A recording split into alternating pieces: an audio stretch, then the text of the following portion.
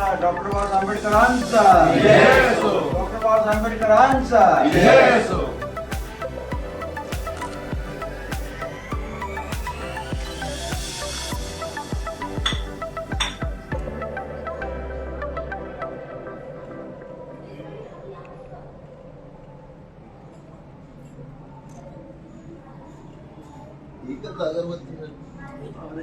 AC आहे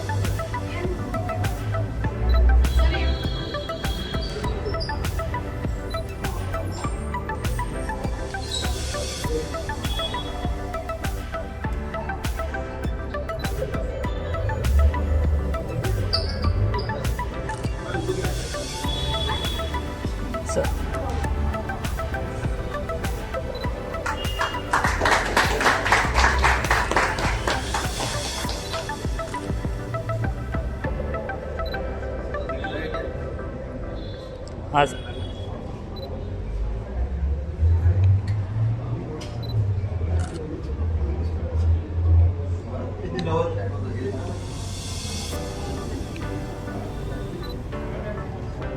sir दिख रहा है क्या? हाँ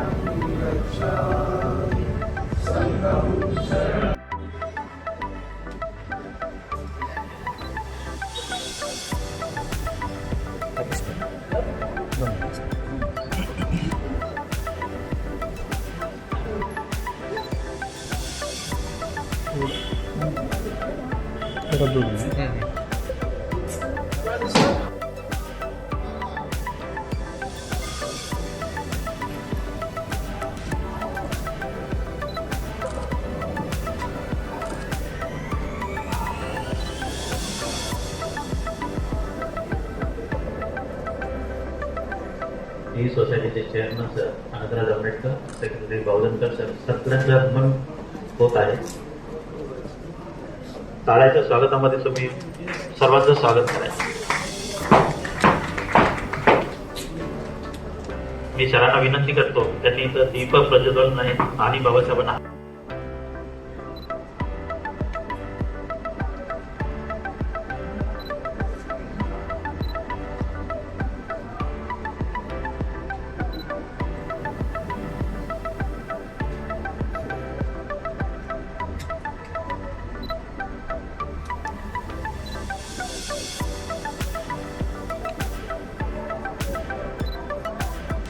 थँक्यू सर. मी मान्यवरांना विनंती करतो की त्यांनी स्टेजवर स्थानापन्न व्हावे.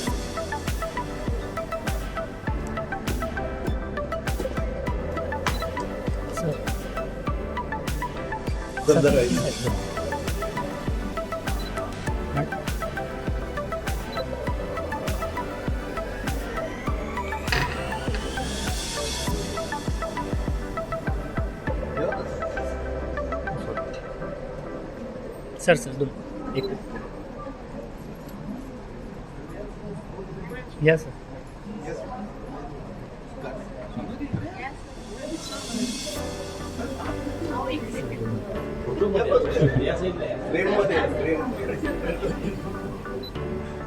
Okay sir. मी मान्यवरांना पुन्हा एक वेळा विनंती करतो की त्यांनी स्थानापन्न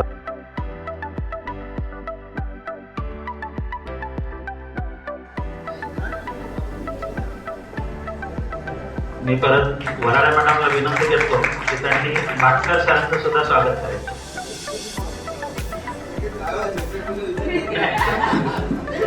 संजीव सरांचं सुद्धा स्वागत करायचं.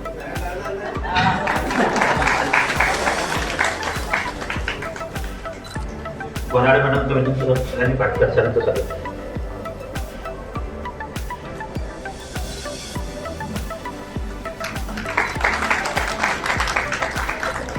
मी संजीव सरांना विनंती करतो की त्यांनी सोलतकर सरांचं स्वागत करायचं.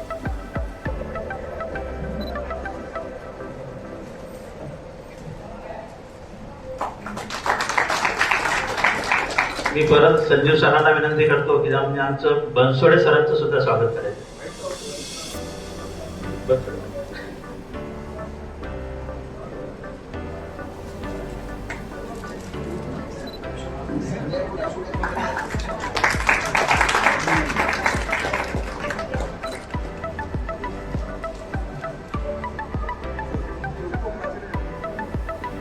मी वराळेला विनंती करतो की ते आमचे ज्युनियर कॉलेजचे प्राचार्य पाटील सरांचं सुद्धा स्वागत करायचं.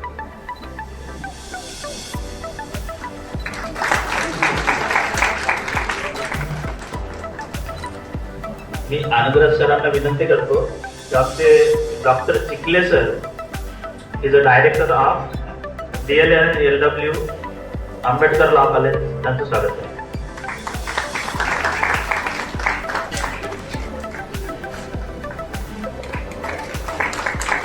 मी परत आनंदराज सरांना विनंती करतो की त्यांनी लक्ष्मण मोरे सरांचं सुद्धा स्वागत करायचं. लक्ष्मण भगत सरांचं स्वागत करायचं.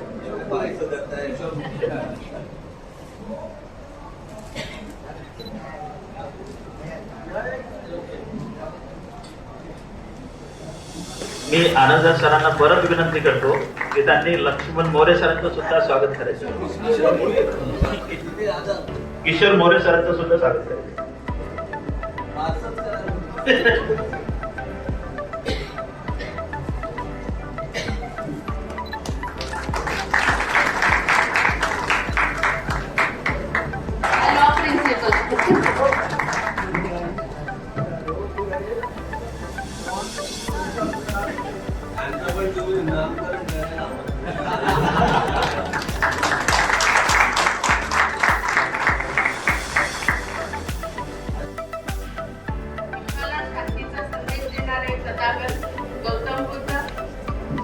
भारतीय घटनेचे शिल्पकार विश्वरत्न डॉक्टर बाबासाहेब आंबेडकर, माता रमाई, माता जिजाऊ, छत्रपती शाहू महाराज या सर्व महामानव महामातांना विनम्र अभिवादन करते. 14 एप्रिल विश्वरत्न डॉक्टर बाबासाहेब आंबेडकर जयंती साजरी करण्यासाठी आपण सर्वजण उपस्थित आहोत. विचार मंचावर उपस्थित आपल्या पीपल्स एज्युकेशन सोसायटीचे अध्यक्ष आणि आजच्या कार्यक्रमाचे अध्यक्ष माननीय Anandraj Ambedkar sir, people's education सोसायटीचे सचिव माननीय बोधनकर सर, पीपल्स एज्युकेशन सोसायटीचे ट्रस्टी सदस्य माननीय संग्राम रुपवते सर, त्याचप्रमाणे आपल्याला आज प्रमुख पाहुणे म्हणून लाभलेले प्राध्यापक डॉक्टर बनकर सर, त्यांच्या अर्धांगिनी सुवर्णा बनकर मॅडम, सिद्धार्थ कॉलेजचे प्रिन्सिपल डॉक्टर सुनस्करी सर, लॉ कॉलेजचे प्रिन्सिपल डॉक्टर गवई सर, आपल्या वरिष्ठ महाविद्यालयाचे उपप्राचार्य बनसोडे सर, कनिष्ठ महाविद्यालयाचे उपप्राचार्य पाटील सर, तसेच सर्व शिक्षक, विद्यार्थी आणि शिक्षकेतर कर्मचारी सर्वांना सर्वप्रथम विश्वरत्न डॉक्टर बाबासाहेब आंबेडकर जयंतीच्या हार्दिक सदिच्छा. विश्वरत्न डॉक्टर बाबासाहेब आंबेडकर हे चिंतनशील असे व्यक्तिमत्व होते. विश्वरत्न डॉक्टर बाबासाहेब आंबेडकरांच्यामुळे स्त्रियांचे हक्क, शिक्षणाचे हक्क अशा कितीतरी गोष्टी आपल्याला राज्यघटनेतून बाबासाहेबांनी बहाल केलेले आहे. आणि आपल्याला सर्वांना अभिमान वाटतो की विश्वरत्न डॉक्टर बाबासाहेब आंबेडकर हे राज्यघटनेचे निर्माते होते. विश्वरत्न डॉक्टर बाबासाहेब आंबेडकरांचा एक प्रसंग, 10वीची परीक्षा झाल्यानंतर बाबासाहेब एकदा जेवायला बसले होते आणि जेवताना बाबासाहेबांनी रामजी बाबांना म्हणाले की बाबा या आपण जेवू. तेव्हा रामजी बाबा म्हणायचे की भीमराव तुम्ही जेवून घ्या आणि तुमचं झाल्यानंतर मी जेवेन. दुसऱ्या दिवशी पुन्हा परीक्षा झाल्यानंतर भीमराव आंबेडकर सर जेवायला बसले आणि पुन्हा रामजी बाबांना म्हणाले या बाबा जेवूया. तेव्हा सुद्धा रामजी बाबा म्हणाले तुम्ही जेवून घ्या, तुमचं जेवण झाल्यानंतर मी जेवेन. असे 2-4 दिवस प्रत्येक वेळी रामजी बाबा तुमचे जेवण झाल्यानंतर मी जेवेन असंच म्हणत होते. मग भीमराव आंबेडकरांच्या लक्षात आले की मी जेवल्यानंतर टोपलीमध्ये तर भाकरी उरतच नाही आणि मग माझे बाबा काय जेवत असतील. तेव्हा भीमराव आंबेडकरांनी बाबांना विचारले की माझे जेवण झाल्यानंतर टोपलीमध्ये काही उरत नाही तर आपण काय जेवता. तेव्हा रामजी बाबा म्हणाले माझी भूक ही भाकरीमध्ये नाही, माझी भूक तू शिकून खूप खूप मोठा हो आणि ज्ञानाने आपले संपूर्ण आयुष्य उजळून टाक, यामध्ये ज्ञानामध्ये माझी भूक आहे. आणि हे बाबांचे स्वप्न भीमराव आंबेडकरांनी सत्यात आणले आणि बाबा हे ज्ञानाचे प्रतीक म्हणून त्यांना गौरविण्यात आले. त्याचप्रमाणे एक्सपर्ट युनिव्हर्सिटीमध्ये कोलंबिया विद्यापीठातून त्यांनी शिक्षण घेतले आणि त्यानंतर सर्व तळागाळातील मुलांना शिक्षण मिळावे यासाठी त्यांनी मुंबई येथे पीपल्स एज्युकेशन संस्थेच्या स्थापना केल्या. त्यानंतर वडाळा येथे 1972 साली doctor Ambedkar college of commerce and economics या संस्थेची स्थापना केली आणि या संस्थेमध्ये सध्या बाबासाहेबांचे नातू माननीय आनंदराज आंबेडकर सर हे अध्यक्ष म्हणून कार्यरत आहेत आणि आपले सचिव Bodhankar sir, trustee member Rupde sir या सर्वांच्या मार्गदर्शनाने आम्ही ही संस्था कार्यरत करत आहोत. आणि त्यांच्या मार्गदर्शनाने जी बाबासाहेब म्हणत होते की राज्यघटना ही कितीही चांगली असली तर त्याला राबवणारे लोक कसे असतील यावरती घटना चांगली आहे का नाही असे ठरू शकते. त्याचप्रमाणे संस्थेमध्ये सुद्धा कार्य करणारे लोक हे बाबासाहेबांच्या विचाराशी आणि त्यांच्या शैक्षणिक कार्याशी कार्यरत असेल तर या संस्थेची प्रगती होणे हे निश्चित आहे. आणि माननीय आनंदराज आंबेडकर सर यांच्या सहकार्याने, यांच्या मार्गदर्शनाने आपल्या संस्थेची प्रगती करत आहोत आणि इथून पुढेही याची प्रगती सर्व शैक्षणिक क्षेत्रामध्ये विद्यार्थ्यांना, शिक्षकांना सर्वांना होईल. आणि मला एक सांगावंसे वाटते की आपला जन्म हा एकदाच असतो तर आपल्याला मला असे म्हणावे वाटते की कोणाचा जन्म कोणाला काय देऊन गेला, कोणाचा जन्म कोणाला काय देऊन गेला. फक्त बाबासाहेबांचा जन्म आम्हाला न्याय देऊन केला. बाबासाहेबांचा जन्म आम्हाला न्याय देऊन गेला. आम्ही होतो गुलाम, आम्हाला बादशाह बनवून गेला.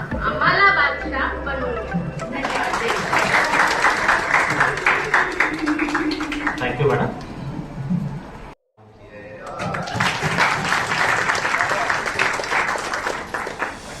त्यामुळे असं फक्त राजगृह किंवा बहुजन पंचायतची इमारत नाही किंवा पीपल्स एज्युकेशन सोसायटीचे कॉलेजेस नाही किंवा नागसेन वन नाही, सगळा भारत देश ज्याच्यामुळं रौनक हासिल करून चुकलेला आहे असे बोधिसत्व डॉक्टर बाबासाहेब आंबेडकर आणि त्यांचा 125वी जयंती.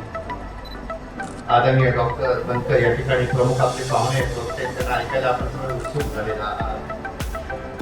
आणि before that sort of a compulsion, तुमची सुटका नाही. Because the decorum has to be maintained, the secretary, the chairman, the trustees, they must be heard. To cut a long story short, फार मोठी दास्तान आहे. आणि दास्तान किती मोठी आहे? 135 वर्षापर्यंत आपण मागे जाऊ शकतो. त्याच्यानंतर आपण त्याच्या आधी म्हणजे क्रांतिबा फुलेंचा जन्म झाला 1827 साली, तिथपर्यंत मागे जाऊ शकतो. आणि त्याच्याही आधी 1 जानेवारी 1868 पर्यंत आपण मागे जाऊ शकतो. पण ती सगळी कहाणी तुम्हाला माहिती आहे, तो सगळा इतिहास तुम्हाला माहिती आहे. आणि इथं जे काही सांगण्यात आलं आता काव्यामधून सुद्धा सांगण्यात आलं. जर बोधिसत्व डॉक्टर बाबासाहेब आंबेडकरांचं वर्णन आम्हाला करायला सांगतात तेव्हा कमी शब्दामध्ये वर्णन करून टाका. तर आमचं विधान असं असतं, with the permission of all of you, the greatest liberator in the history of Mankind. सगळ्या दुनियेच्या इतिहासामध्ये सगळ्यात मोठा जर मुक्तीदाता कोणी झाला तर ते doctor Babasaheb Ambedkar.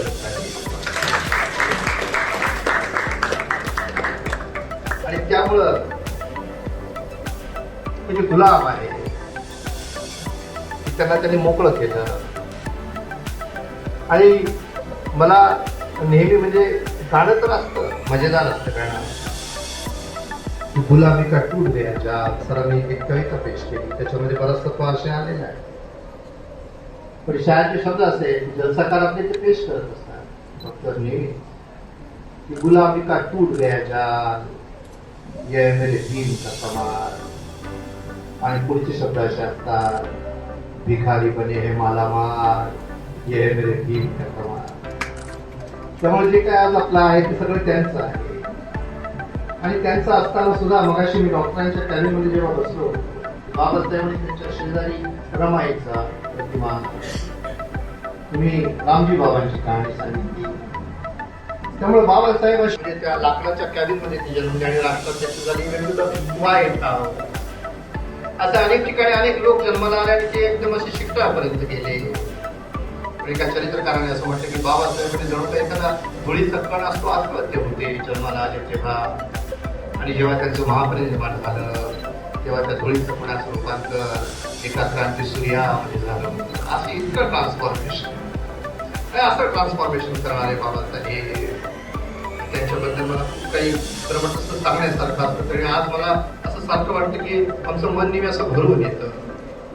We R म्हणजे ऑन 6th of December जिथं आपण या ठिकाणी होतो मागच्या वेळेला, किंवा ऑन 14th of April, आणि सातत्याने आपल्याला त्यांची आठवण होत असते की आपल्या देशामध्ये काय चाललंय, दुनियेमध्ये काय चाललंय. एक जी 2-3 गोष्टी सांगून मी थांबे की त्यांचा तो जीवनाचा प्रवास आहे.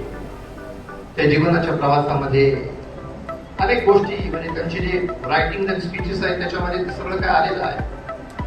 पण जी खास त्यांची भाषणं आहे, 4 अशी भाषणं आहे बाबासाहेबांची. एक तर 1924 साली अगदी सुरुवातीचं भाषण बार्शीला त्यांनी केलं होतं, सोलापूर जिल्ह्यामध्ये. आणि त्या भाषणाला नंतर शीर्षक देण्यात आलं, जाणकार लोकांनी दिलं की देशांतर, नामांतर की धर्मांतर, असं बाबासाहेबांनी 24 साली भाषण केलं. त्यानंतर बाबासाहेबांचं एक अत्यंत गाजलेलं भाषण म्हणजे 1935 साली त्यांना तिथे जालंधरला मला बोलवलं होतं, 7-5 कोणच मिळाला. आणि बाबासाहेबांनी त्यांचं भाषण तयार केलं, प्रेम करून त्यांना वाचायला पाठवलं आणि ते त्या लोकांना इतकं स्फोटक वाटलं. तिथे म्हटले की बदलावं लागेल. आणि बाबासाहेब म्हटले की याच्यातलं एखादा पॅरेग्राफ काय किंवा एखादी ओळ काय किंवा शब्द काय याचा मी एक बामा सुद्धा बदलला. आणि मग त्यांनी भाषण रद्द करून टाकलं. आणि बाबासाहेबांनी इथं 1935 साली ते भाषण त्यांनी छापून घेतलं आणि त्याच्यावर त्यांनी शीर्षक दिलं, a speech prepare but not deliver. तयार केलं पण दिलंच नाही जाऊन त्या ठिकाणी. आणि ते जे त्यांनी छापलं त्याला त्यांनी नाव दिलं ॲनिहिलेशन ऑफ कास्ट. ते 35 सालचं भाषण. आणि 36 साली 31 मेला मुंबईमध्ये 2 दिवस परिषद झाली. आणि बाबासाहेबांनी 31 मेला फार प्रदीर्घ असं भाषण केलं, फार गाजलेलं भाषण आहे. त्याच्यामध्ये त्या भाषणाला शीर्षक देण्यात आलं, मुक्ती कोण पथे, म्हणजे which way is salvation. कुठल्या दिशेने गेलं तर आपण मुक्त होणार आहोत. आणि जे बाबासाहेबांचं अखेरचं म्हणजे खास भाषण, मी अखेरच नाही म्हणणार ते तर शेवटी, परंतु 15 ऑक्टोबर 1956 बाबासाहेब जेव्हा म्हणजे त्यांनी धम्मदीक्षा घेतली आणि आपल्या सगळ्यांना धम्मदीक्षा दिली. दुसऱ्या दिवशी बाबासाहेबांनी प्रदीर्घ भाषण त्या दीक्षाभूमीवर केलं. आणि त्या भाषणाला माफ गांजरे यांनी 7 खंडांमध्ये बाबासाहेबांची भाषण तेव्हा संग्रहित केली होती. त्या भाषणाला त्यांनी नाव दिलं, आम्हाला लाभापेक्षा इज्जत प्यारी आहे. त्यामुळे बाबासाहेबांच्या आयुष्याचं मर्म जर कुठलं आहे तर आम्हाला लाभापेक्षा इज्जत प्यारी.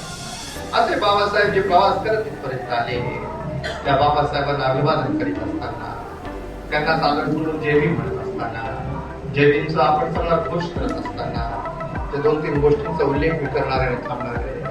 फर्स्ट आणि फॉरमोस्ट म्हणजे आपण त्या ठिकाणी गेलो Anandraj Ambedkar, chairman of the people's education society आणि डॉक्टर बंकर, आम्ही असं नेहमी म्हणत असतो. आणि तुम्ही आज पहिल्यांदा या ठिकाणी आला आणि तुम्ही असं सांगितलं रमेश, तुम्हाला एक येण्याची फार इच्छा होती की बाबा आमच्या कॉलेजमध्ये आपण जायला असतं. आणि ते असं नेहमी धाडसाने एक विधान करतो.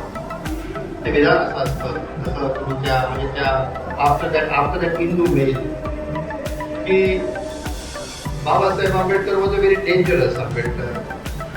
पण आमचं असं म्हणणं असतं नेहमी की after doctor Babasaheb Ambedkar, Anandraj Ambedkar is the most dangerous Ambedkar.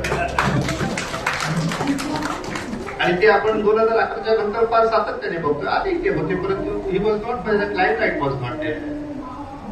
आणि या पीपल्स एज्युकेशन सोसायटीच्या बद्दल त्या सिद्धार्थ कॉलेजमध्ये आनंद भवनच्या खाली पाठी जी आहे बाबासाहेबांचं स्टॅच्यू आहे, जसं इथं आहे आता आपण अभिवादन केलं, तिथं त्यांनी बुद्धिस्ट म्हणजे द पीपल्स एज्युकेशन सोसायटी आपण सगळं तिथं असतो नेहमी. त्याच्यामुळे त्यांनी असं म्हटलं की मी हे जे पीपल्स एज्युकेशन सोसायटी त्यांनी 8 जुलै 1945 सुरुवात केली आणि 20 जून 1946 त्यांनी सिद्धार्थ कॉलेज सुरू केलं. ते कशासाठी सगळा खटाटो? त्यांचे शब्द असे आहेत, टू प्रमोट, म्हणजे सगळे विद्यार्थी की ज्यांचा आता आपण सत्कार केला, इतरही विद्यार्थी, एनसीसीचे विद्यार्थी, to promote intellectual, moral and social democracy.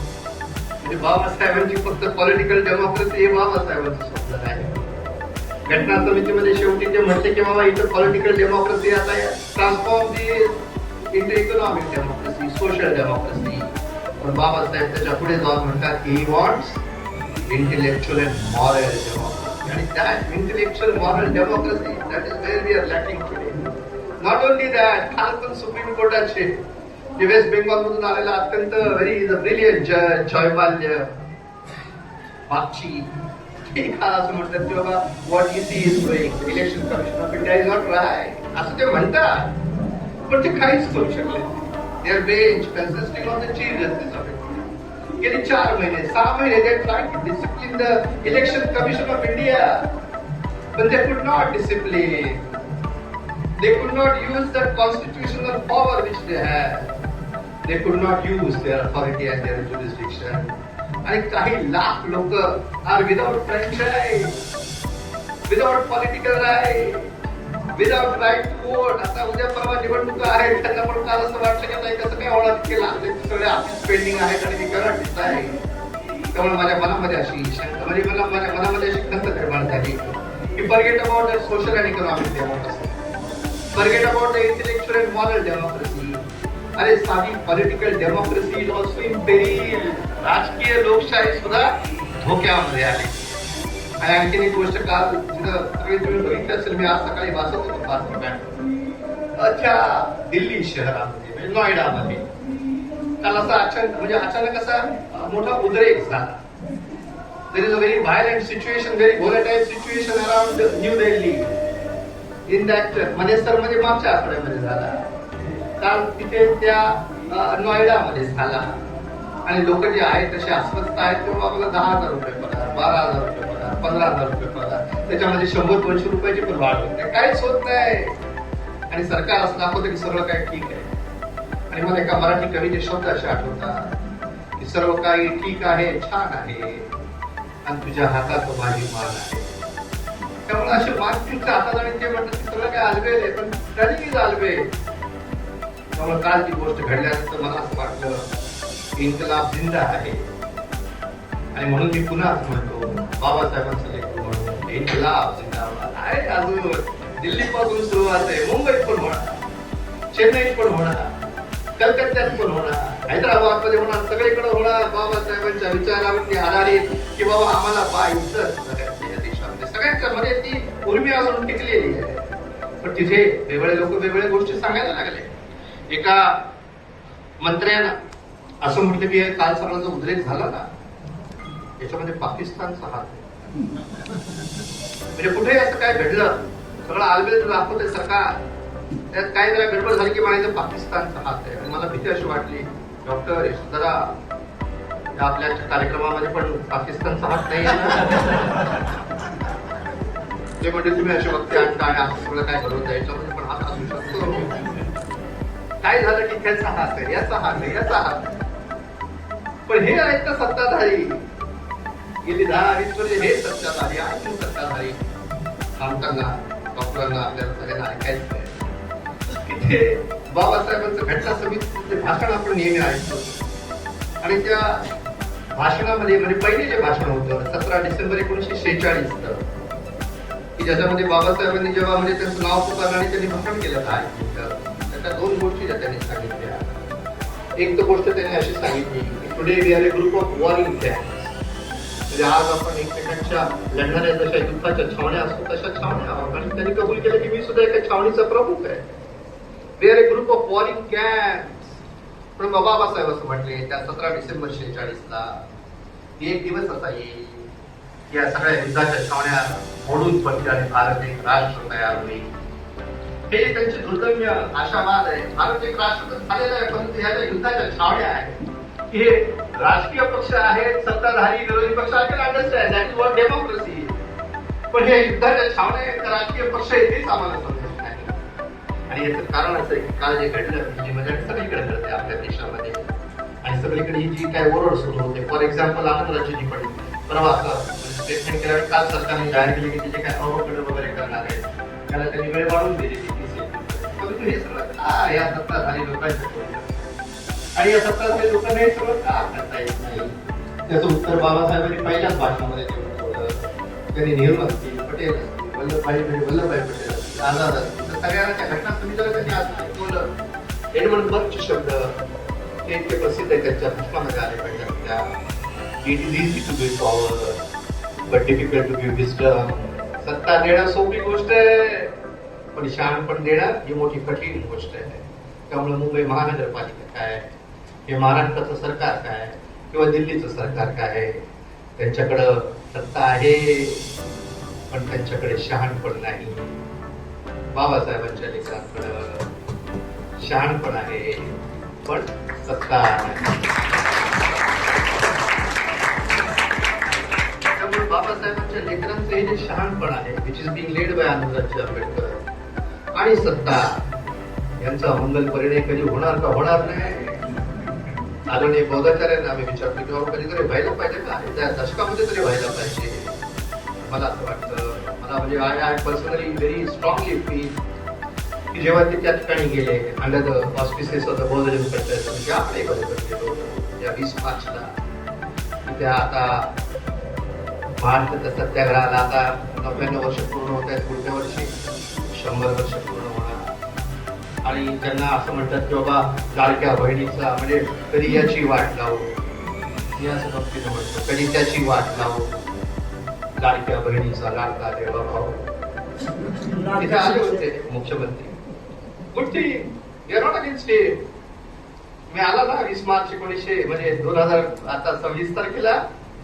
आता बहुजन पंचायत समितीच्या वतीनं आता या आमच्या चेअरमन जे आहेत आनंदराज आंबेडकर त्यांच्या वतीनं, आज जे आमचे सन्माननीय पाहुणे त्या डॉक्टर बनकरांच्या वतीनं, आज हे आमचं जे कॉलेज आहे त्या यशोधरा वरा यांच्या वतीनं, या सगळ्या आमच्या सहकार्यांच्या वतीनं आमचं देवा भाऊंक असं सांगणं आहे की तुम्ही नितीन गडकरींना सांगा, नितीन गडकरींच्या मार्फत तुम्ही त्या नरेंद्र मोदींना सांगा, आणि मग नरेंद्र मोदींना पण बरोबर घेऊन जा आणि डॉक्टर मोहन भागवत जा, आणि मग पुढच्या वर्षी 20 मार्चला त्यांना तिथे घेऊन या. मग आपण समोरासमोर आहोत ना.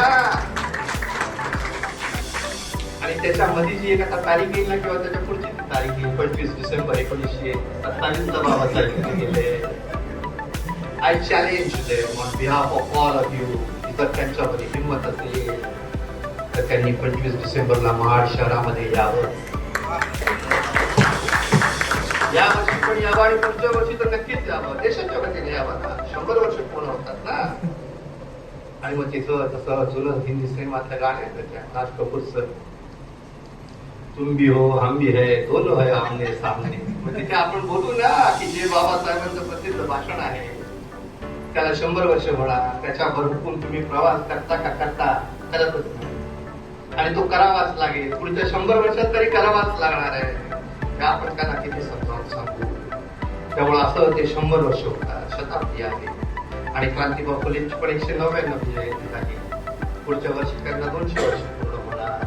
आणि म्हणून मला असं फार प्रामाणिकपणे वाटतं की पुढचं जे वर्ष आहे 2027 that we are going to turn the tables. आपण त्या वर्षापासून अशी सुरुवात करणार आहोत की बाबासाहेब आणि फुलेंचा बोलबाला या देशामध्ये असणाऱ्या बाकीच्या सगळ्या लोकांना आम्ही we are going to drive them away from the political power, असं मला फार वाटतं. Sorry it happen. आणि असं नाही म्हणत त्याची सुरुवात खऱ्या अर्थाने तर ती पुढच्या वर्षी होणारच आहे. त्यामुळे थांबताना मी असंच म्हणतो की वामनदादा कर्नाटकांची शब्द असे आहे की त्याच्यामध्ये डॉक्टर मला असं वाटतं की इतकं म्हणजे 3च कडव्यामध्ये सगळं काही सांगून ठेवलंय. आज प्रत्येक गाणं असं आहे की बाबा कुठलं गाणं मी पेश करावं, आणि मला फार नेहमी अशी इच्छा होती की कुठलं तरी गाणं मी पेश केलं पाहिजे. आणि त्यामुळे वामनदादा कर्नाटकांचं एक असं अफलातून गाणं आहे, काल परवा पण तिथे वाचतो ऐकत होतो. ते गाणं असं आहे की ते फार म्हणजे वाट फुलेंची सोडून आंबेडकरांना तोडून चालताच यायचं नाही, तुला चालताच यायचं नाही, असं काय नाही. पहिल्या कडव्यामध्ये वामनदादा असं म्हणतात की फुटायला लागलं तांबडं फुलेंचं पहाट कोंबडं, असे कार्यक्रम. फुटायला लागलं तांबडं फुलेंचं पहाट कोंबडं, डालताच यायचं नाही, अरे तुला डालताच यायचं नाही. आणि त्याच्या पुढचं कडवं असं आहे की जे आता प्रयत्न होतोय किशोरजी लक्ष्मण भगतचं आहे की मनूचं आंगडं टोपडं माझ्या आंबेडकराला. आता इतका प्रचंड मोठा बाबासाहेब आबाळ आहे की पुतळा पण किती मोठा उभा होता. त्या दिवशी आंध्राची गेले बाबा ती लेस तयार होते ना, तिच्या जवळ आपलं होतं की लेस होताची मोठी प्रचंड आहे. म्हणजे पुतळा तर प्रचंड आहे पण तुझे आकाश एवढे आहे. पण प्रयत्न काय चाललाय, मनूचं आंगडं टोपडं माझ्या आंबेडकराला घालताच यायचं नाही, मला घालताच यायचं नाही. आणि शेवटी वामनदादा कर्नाटकांचे अफलातून शब्द आहे. ते शब्द मला नेहमी असे म्हणजे असं फार म्हणजे ही कास्टचं स्पेल ऑन मी सोडून तथागताला वामन तुझ्या रथाला, अरे हलताच यायचं नाही, तुला हलताच यायचं नाही. असं या 3 कडव्यांमध्ये सगळं काय आलेलं आहे. पुढच्या 100 वर्ष काय करायचंय ते. त्यामुळं हे जे शताब्दीचं वर्ष आहे त्या शताब्दीच्या वर्षानिमित्त एक आणखी वास्तविक विचार म्हणजे being an advocate and being a practicing advocate for many many. You are a partisan judge. You are a judge of virtually you are an RSS judge. So you have to recuse. म्हणजे तुम्ही या प्रकरणापासून स्वतःला वेगळं केलं पाहिजे. आणि she started arguing with you. मी फार काय वाचन केलेले बरंच काय काय झालंय.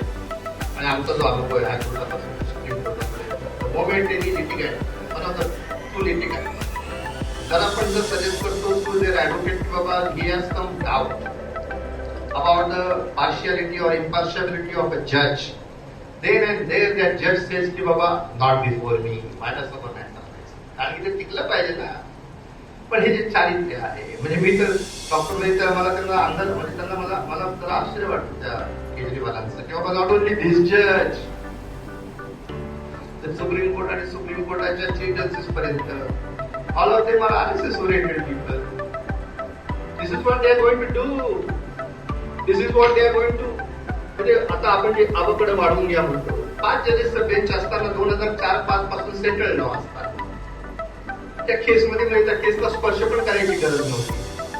7 जजेसचं बेंच बसतं, कॉन्स्टिट्यूशन बेंच, आणि तो जज ते सगळं बदलून टाकतो. ते ज्या आर्टिकलचा जो काय अर्थ आहे ते टोटली रॉंगली इंटरप्रिट. आणि माझ्या मनामध्ये असं येतं, even if I am an officer and sufficiently senior lawyer, आणि आनंदराजींच्यामुळे तर आम्हाला अशा बऱ्याच काही केसेसमध्ये जायला मिळालं की बाबा I never thought of that, बाबा असं मला काही करावं लागेल. परंतु तरी सुद्धा मला असं वाटतं की एका शायर शब्द असे आहे कि जलता हुआ अपना ही घर देख रहे हैं, देखा नहीं जाता मगर देख रहे हैं. आज आपने सुना होगा शायद कि जलता हुआ अपना ही घर देख रहे हैं, देखा नहीं जाता मगर देख रहे हैं. उनकी अदालत से भला हमें इंसाफ की क्या उम्मीद, कातिल उधर वो इधर देख रहे हैं. त्यामुळं या न्याय व्यवस्थेकडून फार अपेक्षा ठेवू नये. जरी या भारतीय संविधानाला, म्हणजे मला असं दिसतं की जस्टिस कृष्ण अय्यरांनी जे म्हटलं होतं की the constitution is use to defeat the constitution. त्यामुळे जजेस आणि त्या सगळ्या राजकारणी लोकांचं दृष्टी असं दिसतं की अरे बाबा they are within the framework of the constitution, they are within the framework of parliamentary democracy only. उद्यापासून 3 दिवसाचं पार्लमेंटचं सेशन करणार आणि जे काय करणार आहे that is very laudable, it is a laudable thing, no doubt about that. पण त्याच्यातून जे काही निष्कर्ष होणार असेल, त्याचे जे मनसुबे आहेत, त्यांचा प्रतिवाद जर कोणी करू शकत असेल तर ते बाबासाहेबांच्या अनुयायीच करू शकतात अशी आमची धारणा आहे. आणि त्या बाबासाहेबांच्या लेकरांच्या वतीनं मी शेवट असा करतो की एक किरण रोशनी की अंधेरे पे भारी होगी, रात तुम्हारी है सुबह हमारी होगी. जय भीम.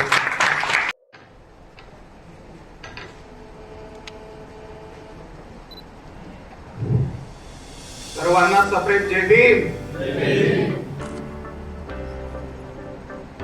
जय भीम. आवाज जरा पाठीमागून कमी येतोय. तुमची सिनियर मंडळी आहे पण इकडचा आवाज जास्त आहे. जय भीम. पीपल्स एज्युकेशन सोसायटीचे doctor Babasaheb Ambedkar college of commerce and economics या ठिकाणी आयोजित केलेल्या या जयंती सोहळ्याला आज या ठिकाणी मला बोलवलेलं आहे. या विचार मंचकावर उपस्थित पी सोसायटीचे अध्यक्ष सन्माननीय आनंदराजी आंबेडकर साहेब, या सोसायटीचे सचिव बोधनकर साहेब, आणि आताच त्यांचं मार्गदर्शन झाले ते ॲडव्होकेट साहेब, या विचार मंचकावर उपस्थित असलेले सर्व मान्यवर, या महाविद्यालयाच्या प्राचार्य डॉक्टर विश्वधरा वाराळे मॅडम, माझ्या समोर उपस्थित असलेले सर्व मान्यवर, सर्वांचंच नाव घेणं शक्य होणार नाही आहे. चुकून जर कोणाचं राहिलं तर अजून जास्त गडबड होते, त्यामुळे शक्यतो मी तो नाव बोलणे टाळतो.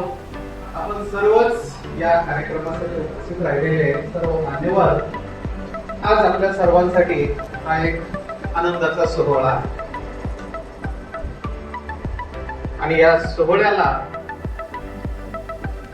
4 चांद लावण्यासाठी आपल्यामध्ये आनंदराज आंबेडकर साहेब, डॉक्टर बाबासाहेब आंबेडकरांचं रक्त उपस्थित आहे. हे तुमच्या आमच्यासाठी एक फार मोठं भाग्याची गोष्ट आहे. माझ्यासाठी तर आहेच आहे, कारण मी एका सामान्य शेतकऱ्यांचा मुलगा, पूर्वीचा औरंगाबाद आणि आताचं छत्रपती संभाजीनगर या जिल्ह्यातून मी आलेलो आहे. आणि हे सांगायचा उद्देश एकच आहे, कुठेतरी लिंक जुळायला पाहिजे आणि लिंक जर जुळली तर इथे काहीतरी थोडस इंटरॅक्शनला त्या ठिकाणी मजा आहे. माझे वडील रंगनाथ बनकर 2020 मध्ये वयाचे 100 वर्ष पूर्ण करून ते आपल्यातून निघून गेले. 1950 ला डॉक्टर बाबासाहेब आंबेडकरांनी औरंगाबाद मध्ये मिलिंद महाविद्यालयाची जी स्थापना केलेली होती, त्या मिलिंद महाविद्यालयाच्या पायाभरणीमध्ये काम करण्यासाठी माझे वडील त्या ठिकाणी उपस्थित आणि ती जी प्रेरणा आहे, एक अडाणी माणूस आणि त्या ठिकाणी 2 सुटापोटामध्ये असलेले माणसं त्या ठिकाणी बघतो आहे आणि त्या माणसांना बघून प्रेरित होतो आहे. त्यामध्ये आहे एक डॉक्टर बाबासाहेब आंबेडकर आणि दुसरं नाव आहे अर्थातच वराळे गुरुजी. वराळे गुरुजी आणि बाबासाहेब आंबेडकर हे 2 नावं बाबासाहेबांच्या संदर्भामध्ये जेव्हा आमची चर्चा व्हायची त्यावेळेस वडील सांगायचे की बाबासाहेबांबरोबर अजून एक सुटापुटामध्ये दुसरा व्यक्ती असायचा आणि हे जेव्हा त्या मिलिंगच्या प्रांगणामध्ये नागसेन वनामध्ये यायचे, आम्ही सर्व काम करायचो. पैलवान होते, रुंजाजी भारसाकडे नाव ऐकलं असेल आपण, त्यांच्यासारखेच पैलवान यांनी त्या मिलिंद मध्ये त्या महाविद्यालयाची सर्व जडणघडण होत असताना बाबासाहेबांना अनेक वेळेस बघितलेलं आहे. बाबासाहेबांच्या सहवासात ते वाढलेले आहेत आणि त्यावेळेस त्यांनी सांगितलं होतं की मी स्वतः अडाणी आहे, पण माझी मुलं त्यांनी इतकं शिकावं त्यांनी बाबासाहेबांसारखं शिकावं. आणि म्हणून आज त्या औरंगाबाद जिल्ह्यातल्या एका छोट्याशा खेड्यामधून मुंबई विद्यापीठापर्यंतचा हा जो प्रवास आहे, या प्रवासाची खऱ्या अर्थाने जी प्रेरणा आहे ती डॉक्टर बाबासाहेब आंबेडकरांची आहे आणि ती प्रेरणा ही माझ्या वडिलांच्या माध्यमातून ती मिळालेली आहे. आणि म्हणून मी माझं सद्भाग्य समजतो की प्रत्यक्षात बाबासाहेबांना बघितलेले, त्यांच्यापासून प्रेरणा घेतलेले आणि बाबासाहेबांवरती प्रचंड निष्ठा असलेले जुने जे व्यक्तिमत्व आहेत त्यांना आपण कधीच विसरू. बाबासाहेबांच्या एका वाक्यापासून मी या भाषणाला सुरुवात करतो. मुद्दामूनच त्या ठिकाणी सांगतो, कदाचित आपल्याला आवडणार नाही आणि म्हणूनच सांगतो, आवडणार नाही म्हणूनच सांगतो. बाबासाहेब म्हणाले होते की मुझे मेरे पढ़े लिखे लोगों ने धोखा दिया. बाबासाहेब जे महान झालेले होते, बाबासाहेब त्यांच्या काळामध्ये पूर्व पश्चिम उत्तर दक्षिण वर खाली काय सगळीकडे शत्रू होते. अशा सर्व शत्रूंच्या गराळ्यामध्ये बाबासाहेब त्या ठिकाणी सक्सेस झालेले होते आणि त्यांच्या सक्सेसचं गमक होतं त्यांच्या आजूबाजूला असलेला अडाणी समाज जो होता की ज्यांचं बाबासाहेबांवरती प्रचंड निष्ठा, त्यांच्यासाठी प्राण देण्याची सुद्धा त्यांची तयारी होती. अशा समाजाने बाबासाहेब जे सांगेल तीच पूर्व दिशा, नो क्वेश्चन, फक्त आपल्याला फॉलो करायचं आहे. आणि ती प्रेरणा या सर्व अडाणी समाजाने बाबासाहेबांना बळ दिलं. म्हणून बाबासाहेब सर्वच क्षेत्रामध्ये एका पैलवानासारखे लढले आणि आज तुम्ही आम्ही जे गायकवाड घालून बसलेलो आहोत ही बाबासाहेबांची देण. बाबासाहेबांनी आपल्या आयुष्यामध्ये 3 व्यक्तींना गुरु मानलेलं. विश्वशांतीदूत तथागत भगवान गौतम बुद्ध, संत कबीर आणि महात्मा ज्योतिराव फुले हे बाबासाहेबांचे 3. आणि बाबासाहेबांसमोर एका कल्याणकारी राजाचा आदर्श होता आणि तो राजा म्हणजे छत्रपती शिवाजी महाराज. छत्रपती शिवाजी महाराजांनी स्वराज्याची उभारणी केली आणि या स्वराज्याचं सुराज्यामध्ये रूपांतर करण्यासाठी ज्या पद्धतीने ज्या सर्व 18 पगड जातींना एकत्रित घेऊन शिवाजी महाराजांनी हे स्वराज्य घडवलं, ते स्वराज्य हे बाबासाहेबांचा आदर्श होतं. मला असा भारत निर्माण करायचा आहे की ज्या देशामध्ये कुठलाही उच्च नीच नसेल, कुठलाही श्रेष्ठ नसेल, कुठलाही कनिष्ठ नसेल, आपण सर्व एकाच माळेचे मणी आहोत. कुठल्याही प्रकारचं डिस्क्रिमिनेशन नसेल असा समाज मला त्या ठिकाणी निर्माण करायचा आहे. बाबासाहेबांचं स्वप्न होतं आणि शिवाजी महाराजांची प्रेरणा होती. आणि म्हणून या ठिकाणी मला सांगावंसं वाटतं की अनेकांनी प्रयत्न केले. अस्पृश्यता, अनटचेबिलिटी ही घालवण्यासाठी अनेकांनी प्रयत्न केले. बाबासाहेबांच्या अगोदर पासून ही चळवळ सुरू झालेली आहे. आपण महात्मा फुलेंचं उदाहरण देतो, गोपाळ बाबा वलंकरांचं उदाहरण देतो, अनेक समाज सुधारकांनी प्रयत्न केलेले आहेत. परंतु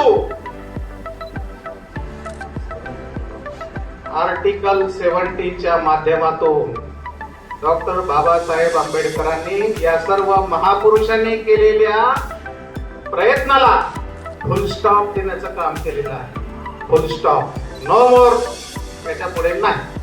आणि म्हणून आर्टिकल 17 जे आहे ते तुमच्या आमच्यासाठी, तुम्हाला आम्हाला माणूस म्हणून जीवन जगण्यासाठी सगळ्यात महत्वाची तरतूद ही बाबासाहेब आंबेडकरांनी दिलेली आहे.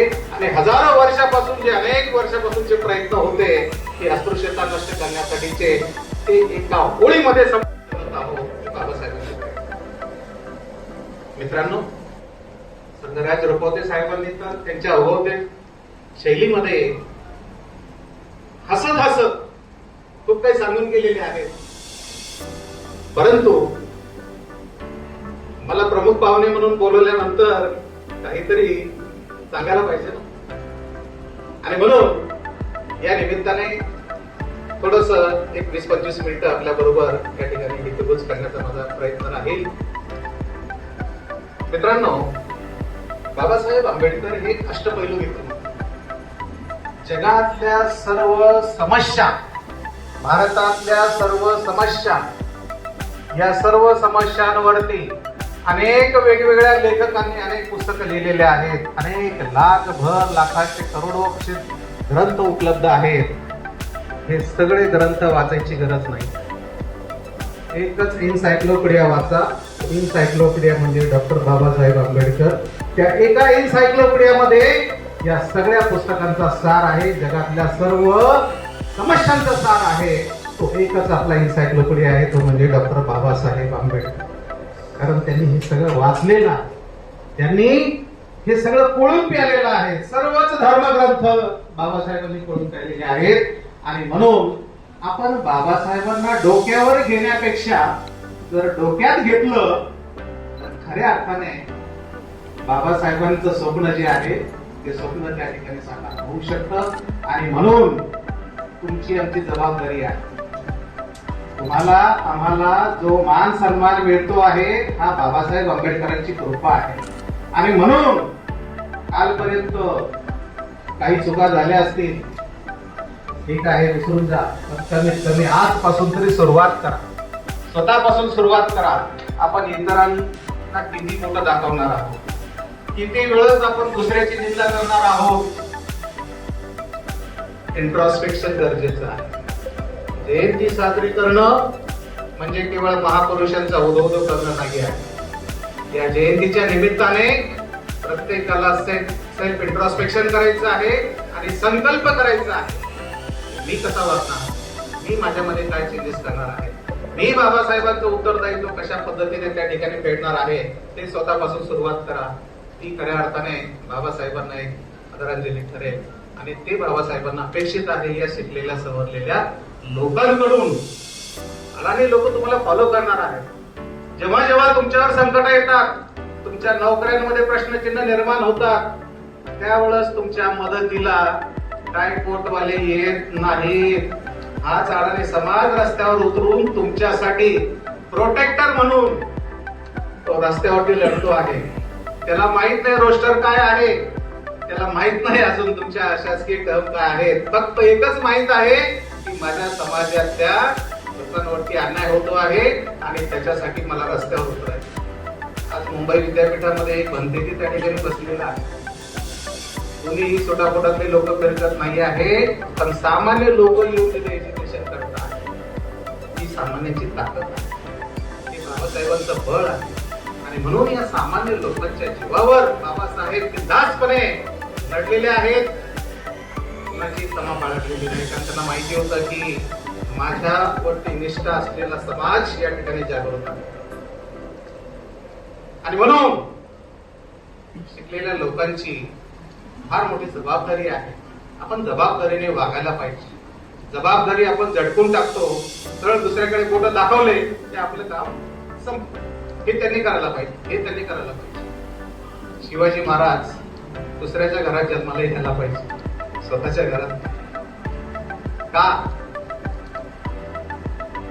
स्वतःच्या घरामध्ये सुद्धा जन्माला यायला. शिवाजी महाराज आणि बाबासाहेब आंबेडकर ही अशी एक महापुरुषांची जोडगोळी आहे की हे दोनच राजे या भूमीवरती गरजलेले आहेत आणि हे दोनच राजे आज संपूर्ण विश्वामध्ये परिचित आहेत. संपूर्ण विश्वामध्ये जर डंका असेल तर तो या दोनच राजांचा आहे. एक आहे बाबासाहेब आंबेडकर आणि दुसरे आहे छत्रपती शिवाजी महाराज. एकाने तलवारीच्या जोरावरती किमया केलेली आहे, तर दुसऱ्याने एका पेनाच्या टोकावरती किमया केली. आणि म्हणून या दोन्ही महापुरुषांना ज्यावेळेस आपण बघतो आहोत की इतिहासाचा जो विद्यार्थी आहे, LLB पण केलेला आहे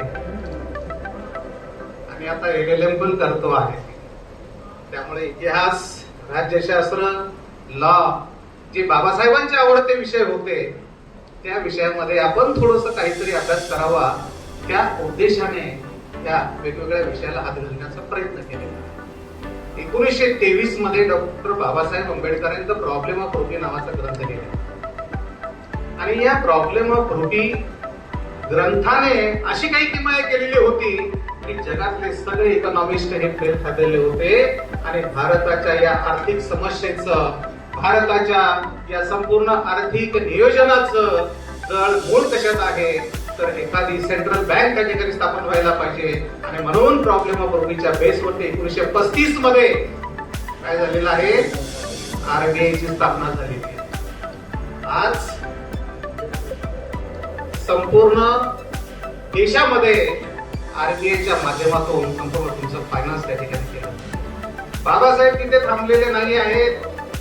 बाबासाहेबांनी सांगितलं या देशाला आर्थिक शिस्त असायला पाहिजे. आर्थिक शिस्त असल्याशिवाय राजकीय लोकशाही, सामाजिक लोकशाही यशस्वी होऊ शकत नाहीये. आणि म्हणून राज्यघटनेची निर्मिती करत असताना बाबासाहेबांनी कलम 148 ते 151 मध्ये एक फार मोठी प्रोव्हिजन करून ठेवलेली होती. आणि ती प्रोव्हिजन कशाची होती माहितीये तुम्हाला? ती प्रोव्हिजन होती कॅगची, सीएजी ची प्रोव्हिजन बाबासाहेबांनी करून ठेवलेली होती. कॅग म्हणजे काय? बऱ्याच जणांना माहित असेल.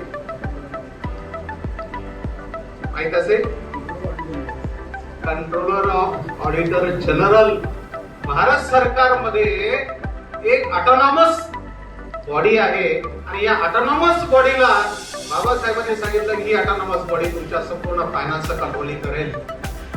ती कुठल्याही एक्झिक्युटिव्हच्या नियंत्रणाखाली असणार नाही आहे, ती कुठल्याही ज्युडिशरीच्या नियंत्रणाखाली असणार नाही आहे, तर ती ऑटोनॉमस बॉडी असेल आणि तुमचा एकही रुपया इकडे तिकडे होणार नाही. त्याच्यावर चेक अँड बॅलन्स ठेवण्याचं काम हे या कॅगचं आहे. आणि आज आपण जे बघतो आहोत देशामध्ये जे चित्र बदलत आहे, थोडासा तरी कोणी करेक्शन करण्याचा प्रयत्न केला, अनेक राजकीय लोकांचे 2G स्पेक्ट्रम हे सगळे घोटाळे जे बाहेर आलेले आहेत ना, ते घोटाळे कोणी आणले? सीएजीने आणलेले आहेत, कॅगने आणलेले आहेत. ही व्यवस्था बाबासाहेबांनी तेव्हा केलेली. असं सोडणार नाही सरकारला, असं सोडणार नाही राजकारण्यांना. कुठेतरी अशा मेक मारून ठेवलेले आहेत की ज्यामुळे हे त्या ठिकाणी जागेवर हलणार नाहीत. ही प्रोव्हिजन घटनेच्या माध्यमातून बाबासाहेबांनी केली नाहीत अशी व्यवस्था केलेली होती. पण बाबासाहेब पैलवान होते, ते लावलेले पैलवान होते. त्यामुळे तुम्ही दारा बंद करा, खिडक्या बंद करा.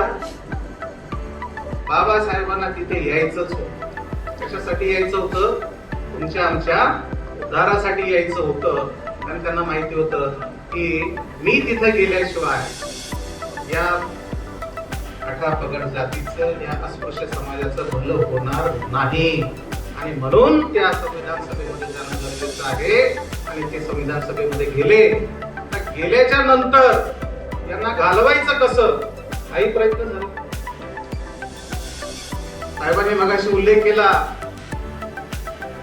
आपण जर कॉन्स्टिट्यूट असेंब्लीमध्ये डिबेट जर त्या ठिकाणी वाचला, ऐकले, तर 2 प्रमुख जे भाषण आहेत बाबासाहेबांचे, ते 2 भाषण त्या ठिकाणी निश्चितपणे आहेत. डिसेंबर 1946 भाषण आणि 25 नोव्हेंबर 1949 भाषण. हे 2 ऐकल्याशिवाय बाबासाहेबांचं त्या संविधान सभेमधलं जे कॉन्ट्रीब्युशन आहे हे समजणार नाहीये. आपण वाचत नाही आहे. एक उदाहरण सांगतो तुम्हाला. मी कल्याणला राहत होतो आणि 2005 मध्ये 26 जुलैचा महापूर आलेला होता. त्या महापुरामध्ये पहिल्या माळ्यावर आमचं घर होतं, 20 फूट पाणी होतं, त्यामुळे काही शिल्लक राहिलं नाही. आणि माझ्या वर सेकंड फ्लोअरला एक शेजवळकर नावाची फॅमिली होती. शेजवळकर नावावरून कदाचित तुमच्या लक्षात आलं असेल. तर 2006ला ते दसऱ्याच्या दिवशी माझ्याकडे ते आपट्याचे पानं घेऊन आले. साहेब हे सोनं घ्या. आता ते त्यांचं चालतं त्यांना. आपल्याला तर सोनं काय आहे हे आपल्यासाठी एकच सोनं आहे, दुसरं काही माहित नाही. सोनं घेऊन आल्याच्या नंतर थोडस चर्चा झाली आणि मध्ये जर 10 मिनिटं वेळ असेल तर जरा माझ्या घरी याल का? येतो ना, काय प्रॉब्लेम. त्यांच्या घरी गेल्यानंतर ते जवळपास 65च्या 70च्या आसपास त्यांचं वय होतं आणि सगळे गोदरेजचे कपाट लावलेले होते. इथून सुरुवात असं हे पूर्ण भरलेलं होतं. हॉल, एक रूम पण भरलेली होती. एका कपाटापासून सुरुवात केली. हे ललित आहे, हे अंक आहे, हे तंत्र आहे, असं सांगत सगळं की हे मला का दाखवत आहे सर्व. माझ्या समोर प्रश्न पडला की या कपाटात एवढे पुस्तक आहे, हे या कपाटात हे आहे, हे ललित कथी आहे, हे पुलंचं आहे, हे देशपांडेचं आहे किंवा अजून हे कुणाचं आहे. हे सगळं साहित्य त्या ठिकाणी त्यांनी एक एक दाखवत करत आले आणि शेवटचे 4 कपाट होते. 4 कपाट ओपन करून गेल्यानंतर त्या ठिकाणी सगळे रायटिंग अँड स्पीचेस, त्या ठिकाणी सगळे खैरमोडे, त्या ठिकाणी सगळं धनंजय कीर, त्या ठिकाणी बाबासाहेबांचं सगळं लिटरेचर त्या 4 कपाटामध्ये. आणि हे वाचून ते ओपन करून दाखवल्यानंतर तिथपर्यंत थांबले नाही. ते सुद्धा मला या ठिकाणी सांगायचं, ही माझी 40 वर्षाची कमाई आहे. मी दरवर्षी 6 डिसेंबरला जातो दादरला, 2 पुस्तकं घेऊन येतो. मी दरवर्षी दीक्षाभूमीला जातो, 2 पुस्तकं घेऊन येतो. हे 40 वर्षामध्ये सगळं जमवलेलं आहे. आणि हे नुसतं त्या कपाटामध्ये लॉक लावून ठेवलेलं नाही. याच्यातलं एकूण 1 पुस्तक वाचलेलं आहे. एकूण 1 पुस्तक वाचलेलं आहे. पुढचा सगळ्यात महत्वाचा प्रश्न आहे, याच्यापैकी तुमच्याकडे किती कलेक्शन आहे? याच्यापैकी तुमच्याकडे किती कलेक्शन आहे आणि याच्यातून तुम्ही किती वाचलेलं आहे? हा प्रश्न माझ्यासाठी खूप महत्त्वाचा. मी म्हणलो बाबा आमची तर सुरुवात आहे, जे काय थोडंफार जमवलेलं होतं ते 26 जुलैमध्ये सगळं उल्हास नदी घेऊन गेलेली आहे, त्यामुळे शिल्लक काही राहिलेलं नाही. सांगायचा मुद्दा असा आहे की आपण ब्राह्मणांवरती टीका करतो. बाबासाहेबांनी कधी ब्राह्मणांचा द्वेष केला नाही. बाबासाहेबांनी द्वेष कशाचा केलेला आहे? ब्राह्मण्यवादाचा द्वेष केलेला आहे. आणि ब्राह्मण्यवाद हा कुठल्या एका धर्मामध्ये, जातीमध्ये नसतो. तो तुमच्यामध्ये पण आहे, इतरांमध्ये पण आहे. काही गोष्टी त्यांच्याकडून शिकण्यासारख्या. त्यांनी बाबासाहेब वाचलेले आहेत, ओळून प्यालेले आहेत आणि म्हणून त्यांना माहिती आहे की कुठं काउंटर करायचं आणि कुठे कसं करायचं. हे लढण्याची शस्त्र आहेत त्यांची. तुमची शस्त्र कुठे आहेत? 14 एप्रिल, 6 डिसेंबर बाबासाहेब डोक्यावर घ्यायचे आणि नंतर वर्षभर घेऊन द्यायचे. अशांना बाबासाहेबांची आपण पाय होऊ शकत नाही. बाबासाहेब समजून घ्यायचे असेल तर वाचावं लागेल. आणि म्हणून वाचाल तर वाचा. बाबासाहेबांनी सांगितलेलं होतं 1934 मध्ये भीमराव कर्डक यांना, ही चळवळ जी पुढे चालू आहे ना, सांस्कृतिक चळवळ, याच्यामध्ये या कलाकारांचं, या शाहिरांचं खूप मोठं योगदान आहे. मामादादा कर्डक आपल्या सर्वांना माहिती आहे. त्याच्या अगोदर बाबासाहेबांच्या हयातीमध्ये भीमराव कर्डक फार मोठे शाहीर होते. त्या शाहिरांना उद्देशून बाबासाहेबांनी म्हटलेलं होतं की भीमराव, तुम्ही पण भीमराव आणि मी पण भीमराव आहे. माझी 10 भाषणं असते तुमच्या शाहिरांचं एक गाणं हे बरोबर आहे. त्याची ताकद काय असते या शाहिरांची ही बाबासाहेबांनी त्यावेळेस केली. मित्रांनो, बाबासाहेब समजून घेणं हे खूप कठीण आहे. ते पचवणं तर त्याच्यापेक्षाही कठीण आहे. केवळ उधोध करून काम जमणार नाही आहे. बाबासाहेबांनी संविधानाच्या माध्यमातून इतकं काही बारकावे त्या ठिकाणी करून ठेवलेले आहे. त्यांना माहित होतं की कुठे काय मेक मारून ठेवायचे, राजकारण्यांपासून कुठे धोका निर्माण होऊ शकतो आहे, 368 चा कसा गैरवापर होऊ शकतो हे बाबासाहेबांना माहित होतं. आणि म्हणून बाबासाहेबांनी आर्टिकल 32 ज्याला बाबासाहेब काय म्हणत आहेत, heart and soul of the Indian constitution, ते बाबासाहेबांनी आर्टिकल 32 निर्माण करून तुम्हाला आम्हाला अशा पद्धतीचं शस्त्र निर्माण दिलेलं आहे की ज्या शस्त्राच्या माध्यमातून तुम्ही आम्ही तुमचे फंडामेंटल राईट्स त्या ठिकाणी प्रोटेक्ट करू शकतो. आणि हे फंडामेंटल राईट्स प्रोटेक्ट करण्याचं सगळ्यात मोठं उदाहरण या देशाच्या इतिहासामध्ये घडलेलं आहे ते 1973 ला घडलेलं आहे. Keshavananda Bharati versus state of Kerala ही केस जी गाजलेली आहे ही केवळ आणि केवळ या आर्टिकल 32 मध्ये बाबासाहेबांनी प्रोव्हिजन केल्यामुळे, नाही तर तुमची घटना कधीच बदललेली असती.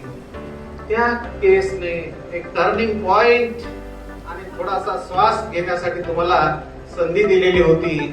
ते सांगितलं की पार्लमेंटला कॉन्स्टिट्यूशन अमेंड करण्याचा अधिकार आहे, परंतु पार्लमेंट हे या घटनेच्या बेसिक स्ट्रक्चरला त्या ठिकाणी हात घालू शकत नाही आहे. हे बेसिक स्ट्रक्चर त्या प्रिएम्बल मध्ये आहे की बाबासाहेबांनी दिलेली फार मोठी त्या ठिकाणी देणगी आहे. म्हणून आज तुमची कॉन्स्टिट्यूशन सुरक्षित. मला माहिती आहे इंदिरा गांधीच्या काळामध्ये काय झाले, किती अमेंडमेंट झालेले आहे आणि काय काय प्रयत्न झालेले आहेत. पण बाबासाहेब हे द्रष्टे होते.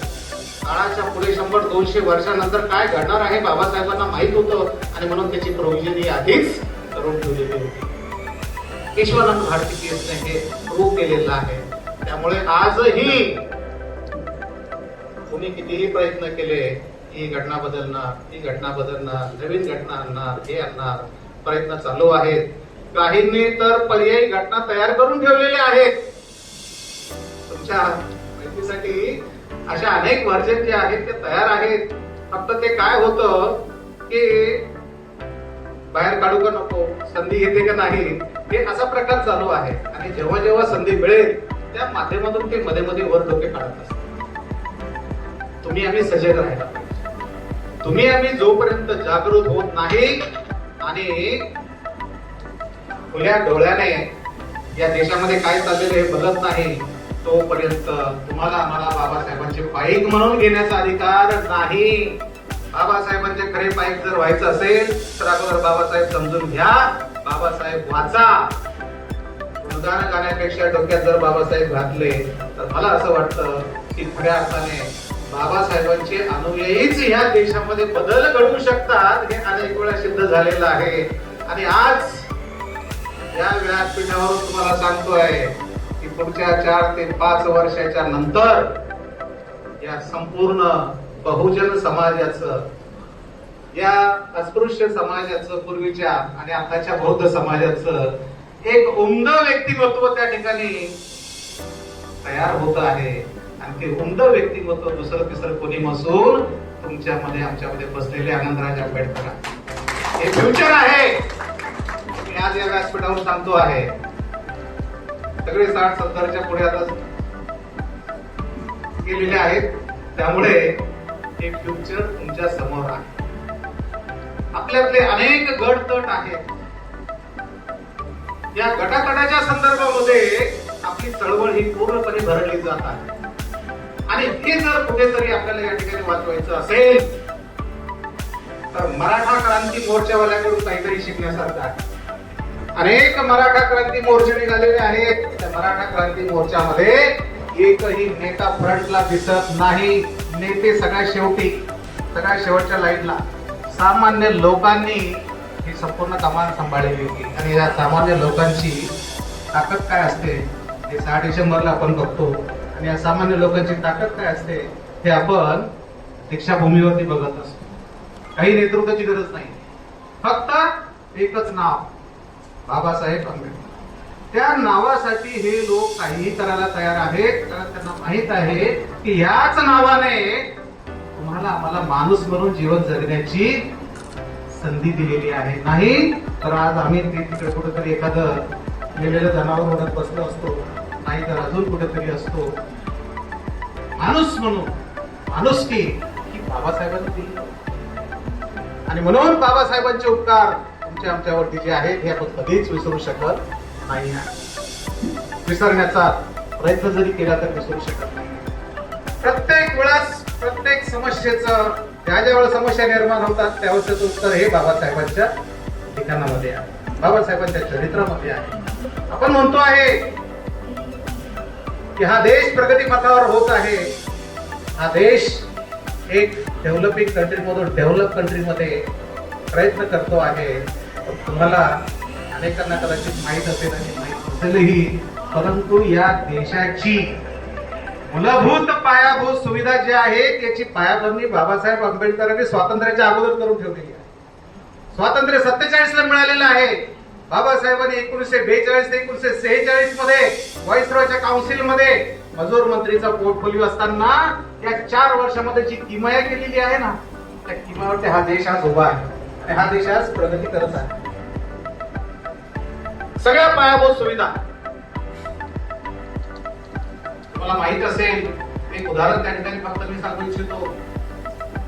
पुढच्या वर्षी 1927 ला मार्चच्या 14 तारखेला 100 वर्ष पूर्ण होत आहे. ज्या व्यक्तीला त्याच्या संपूर्ण आयुष्यामध्ये पाण्यासाठी तडफडावं लागलेला, पाण्यासाठी त्यांच्या समोर 2 आदर्श होते, छत्रपती शिवाजी महाराज, महात्मा फुले आणि शाहू महाराज सुद्धा आदर्श. छत्रपती शिवाजी महाराजांनी ज्या ज्या किल्ल्यांची उभारणी केलेली आहे त्या किल्ल्यावरती सगळ्यात अगोदर कशाची व्यवस्था केली असेल तर ती पाण्याची व्यवस्था केली. रायगडावरती जा, 8 तलाव त्या ठिकाणी आहेत, वेगवेगळे भव्य दिव्य असे तलाव त्या काळामध्ये शिवाजी महाराजांनी. त्या सिंधुदुर्ग किल्ला पूर्ण पाण्यामध्ये आहे, समुद्राचं खरं पाणी आहे, पण किल्ल्यावर गेला तर तिथे 3 विहिरी आहेत गोड्या पाण्याची. ही व्यवस्था शिवाजी महाराजांनी, जलव्यवस्थापन कसं असावं हे शिवाजी महाराजांनी शिकवलेलं आहे. पाण्याशिवाय कुठलाही शहर कुठलाही देश त्या ठिकाणी जगू शकत नाहीये आणि म्हणून याचं व्यवस्थापन शिवाजी महाराजांनी केलेलं होतं. तो आदर्श महात्मा फुलेने सुद्धा ठेवलेला होता. महात्मा फुले कसा? महात्मा फुलेंनी सगळी जडणघडण पुण्यामध्ये झालेली आहे आणि या पुणे शहराला पाणी पुरवठा करणारं सगळ्यात महत्वाचं एक धरण आहे. त्या धरणाचं नाव आहे खडकवासला. त्याच्यावरती जीवन जगत आहे. तोच आदर्श शाहू महाराजांनी घेतलेला आहे. कोल्हापूर संस्थानामध्ये आज जे कोल्हापूर शहर आहे, या कोल्हापूर शहराला पाणी पुरवठा करणारं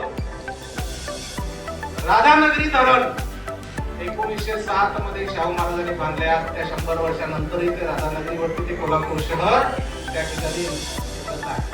पाण्याचं महत्व काय हे त्यांनी सांगितलं. आणि बाबासाहेब तर हे सगळे यांचे आदर्श होते. शिवाजी महाराजांचा आदर्श त्यांच्या समोर होता, महात्मा फुलेंचा आदर्श त्यांच्या समोर होता, शाहू महाराजांचा आदर्श त्यांच्या समोर होता. यांनी एका शहरासाठी प्रयत्न केले, पण बाबासाहेब आंबेडकरांनी या संपूर्ण देशाचं जलव्यवस्थापन केलं. त्यांच्याही पुढे जाऊन संपूर्ण जलनीती जी आहे ही जलनीती बाबासाहेबांनी बनवलेली आहे. आणि आज या देशामध्ये संपूर्ण पाण्याचा जो प्रश्न आहे हा त्या ठिकाणी सोडवण्यासाठी बाबासाहेबांना त्या ठिकाणी तरतूद करावी लागलेली आहे. हिराकूड धरण असेल, भकरानंद धरण असेल, 32 वेगवेगळ्या प्रकारचे प्रोजेक्ट जे आहेत या 4 वर्षामध्ये एकट्या माणसाने त्या ठिकाणी त्याची पायाभरणी केलेली आहे. जा तुम्ही नॉर्थ इंडियामध्ये जिथे जा जुने प्रकल्प असेल त्याची कोनशिला बघा. या कोनशिलेमध्ये बाबासाहेब आंबेडकर हे जलव्यवस्था काळाच्या पुढे नियोजन खात्याचं मला प्रमुख बनवा. नेहरूंकडे बाबासाहेबांची मागणी होती. मला कमीत कमी एखादा मंत्री फॉरेनला जर गेला ना तर कमीत कमी त्या 7-8-15 दिवसासाठी तरी मला माझ्याकडे नियोजन खातं द्या. मी पुढच्या 100-200 वर्षाचं नियोजन करतो, पण दिलं जागतिक लेवलचा अर्थतज्ञ जो तुमच्या देशामध्ये आहे, जे जगाने रिकॉग्नाइज केलेला आहे, केन्स जो अर्थतज्ञ होता, संपूर्ण जगामध्ये त्याला मान्यता होतं, एका मिनिटात बाबासाहेबांनी त्याची थेरी खोडून काढलेली आहे. असा केन्स जो आहे, या केन्सच्या थेरीला चॅलेंज करणारे बाबासाहेब तुमच्या देशामध्ये आहे. जर बाबासाहेबांना अर्ध खातं दिलं असतं तर हा देश आज संपूर्ण जगामध्ये 1 नंबरचा महासत्ता म्हणून त्या ठिकाणी उदयास आलेला असता. परंतु ते झालं. बाबासाहेब रॅशनल होते. I am the first at the last. हो चॅलेंज कुणीही त्यांच्या राष्ट्रभक्तीवर प्रश्नचिन्ह उपस्थित करू शकत नाही. बोले तैसा आले त्याची मंदावी पाहू. हे बाबासाहेबांना लागू तर कोणाला ते लागू होत नाही. आणि म्हणून बाबासाहेबांच्या जयंतीच्या निमित्ताने ज्यावेळेस आपण ह्या वेगवेगळ्या पैलूंचा अभ्यास करतो, त्यावेळेस महिलांनी तर विशेष बाबासाहेब जे भिंतीवर आहेत ना, हे भिंतीवर न ठेवता तुमच्या मंगळसूत्रामध्ये बाबासाहेब घाला, एवढे उपकार त्या माणसाचे तुमच्यावरती आहेत.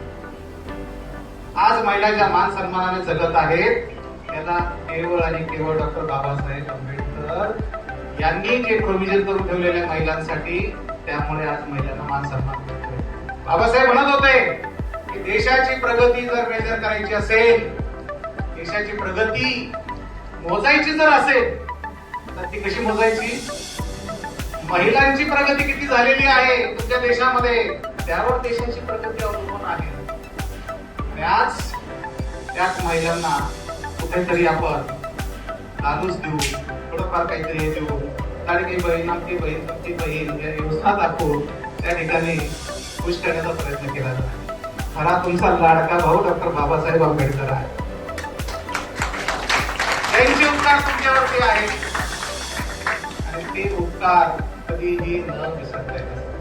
म्हणून आज महिला प्रगती करत आहे. मॅटर्निटी लिव्हचा प्रश्न जो बाबासाहेबांनी सांगितला. अर्धांगिनी शब्द तुम्हाला माहिती आहे. अर्धांगिनी हे कुठून आलं? पूर्वीच्या काळामध्ये महिलांना काम करताना पुरुषांपेक्षा अर्धा पगार दिला जायचा. बाबासाहेबांनी सांगितले की नथे चालणार नाही, समान काम समान वेतन.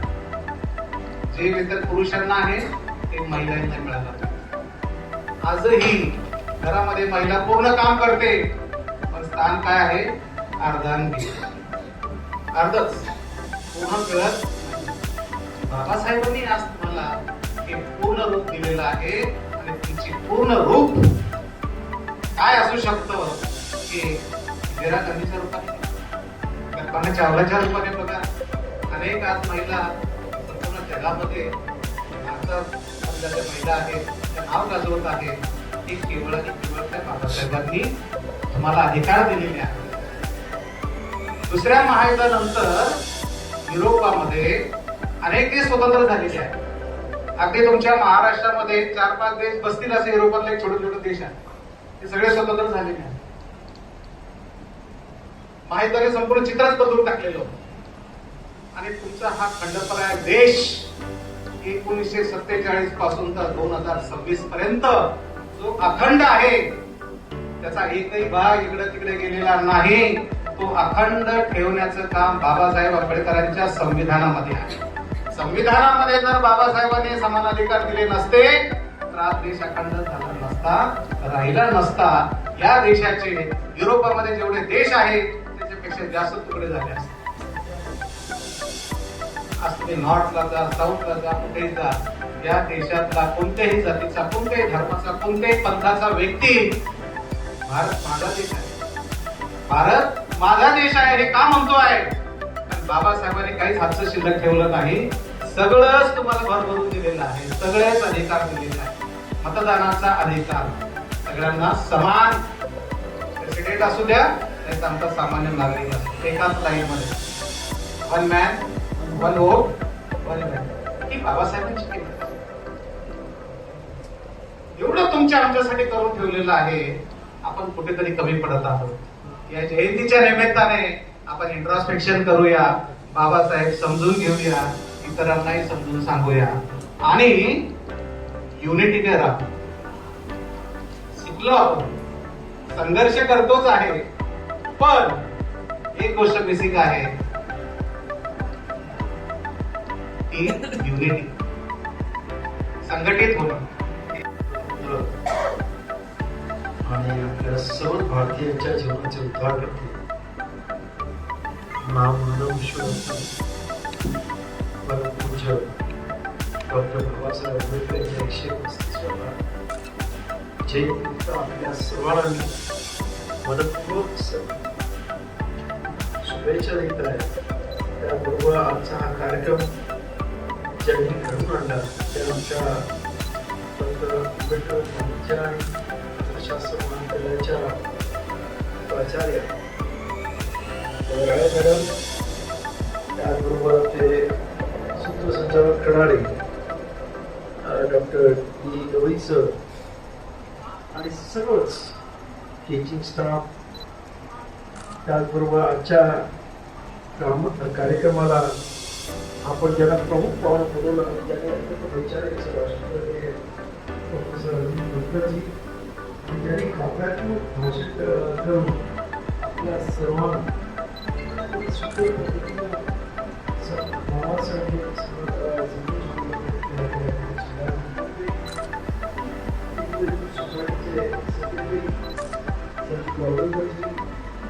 त्याचबरोबर या इथे असणारे या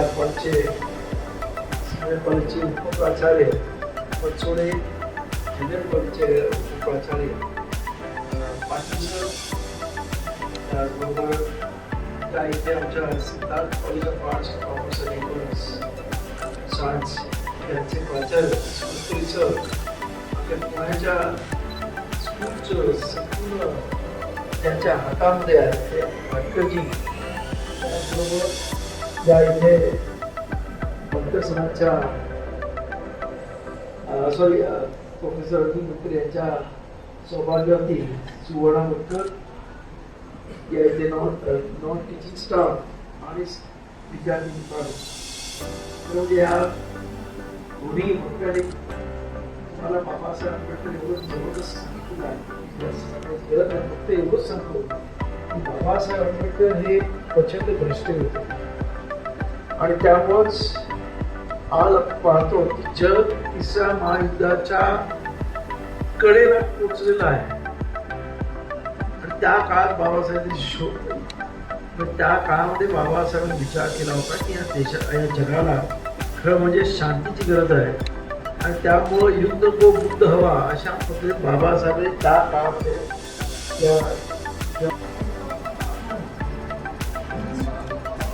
करू सादरी जयंती भीमाची आपण आनंद आहे. करू सादरी जयंती भीमाची आपण आनंद आहे. 14 एप्रिल भीम जयंतीला जनमानसात आनंद झाला. 14 एप्रिल भीम जयंतीला जनमानसात आनंद झाला. उद्धार आमचा केला भीमानं, उद्धार आमचा केला. वंदन करतो हात जोडतो आम्ही भीमाच्या चरणी. वंदन करतो हात जोडतो आम्ही भीमाच्या चरणी. कशी करावी परतफेड बाबा तुमच्या उपकाराची. कशी करावी परतफेड बाबा तुमच्या उपकाराची. करू सादरी जयंती भीमाची आपण आनंदाने. करू सादरी जयंती भीमाची आपण आनंदाने. बाबा किती उपकार तुमचे आमच्यावरती. बाबा किती उपकार तुमचे आमच्यावरती. कशी विसरावी तुमची माया केली आमच्यावरती. कशी विसरावी तुमची माया केली आमच्यावरती. वंदन करतो आम्ही तुम्हाला जयंतीच्या दिवशी. वंदन करतो आम्ही तुम्हाला जयंतीच्या दिवशी. करू सादरी जयंती भीमाची आपण आनंदाने. करू सादरी जयंती भीमाची आपण आनंदाने. हात जोडून वंदन बाबा आमचे तुमच्या चरणी. कसे ऋण फेडावे तुमचे शक्य आहे का या जन्मी. कसे ऋण फेडावे तुमचे शक्य आहे का या जन्मी. करू सादरी जयंती भीमाची आपण आनंदाने. करू सादरी जयंती भीमाची आपण आनंदाने. माय पित्याची तुमची माया. माय पित्याची तुमची माया आमच्या माय पित्याची तुमची माया गातरी पाखर आमच्या वरती हक्क मिळवून दिले आम्हा राज्य घटना लिहून भारताची हक्क दिले मिळवून आम्हा राज्य घटना लिहून भारताची करू सादरी जयंती भीमाची आपण आनंदाने करू सादरी जयंती भीमाची आपण आनंदाने वंदन करतो हात जोडतो बाबा तुमच्या चरणी धन्य झालो आहे आम्ही उपकार किती केले आमच्यावरती करू सादरी जयंती भीमाची आपण आनंदाने ढोल ताशांचा आवाज घुमतो ढोल ताशांचा आवाज घुमतो ताई दिशा कुणी आनंदाने नाचू गाऊ भीम जयंती आली ना आनंदाने नाचू गाऊ भीम जयंती आली करू सादरी जयंती भीमाची आपण आनंदाने निळ्या झेंड्या खाली सारे आपण एक होऊ निळ्या झेंड्या खाली सारे आपण एक होऊ कडकट राजकारण सारे बाजूला आपण ठेवू बंधू भावाचे आणि मैत्रीचे दर्शन आपण देऊ करू सादरी जयंती भीमाची आपण आनंदाने करू सादरी जयंती भीमाची आपण आनंदाने नव्या क्रांतीचे स्वप्न उद्याचे नव्या क्रांतीचे स्वप्न उद्याचे आज आपण पाहू करू सादरी जयंती भीमाची आपण आनंदाने करू सादरी जयंती भीमाची आपण आनंदाने वक्तृत्व स्पर्धा पथनाट्य आणि इतर साहित्य स्पर्धा घेतलेल्या आहेत. मी सरांना विनंती केलो की त्यांचं स्वागत करेल.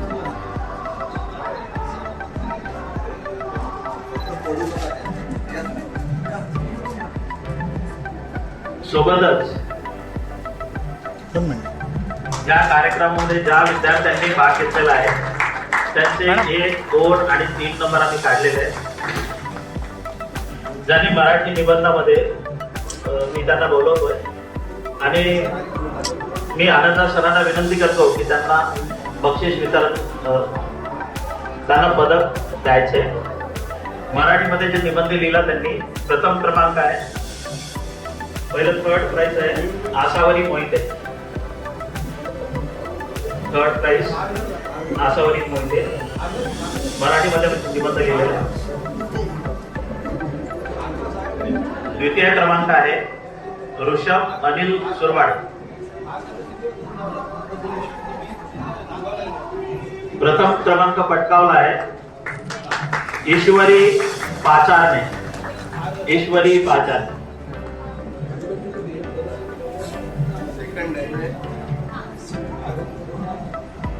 ईश्वरी प्लीज लवकर या जरा.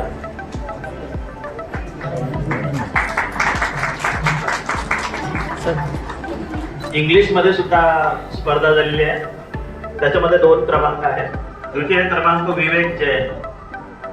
मी विवेकला विनंती करतो की त्यांनी लवकरात लवकर यायचं. विवेक जैन. आणि प्रथम क्रमांक पटकावला आहे सानिका सोरे. सानिका आहे, सानिका सोरे प्लीज.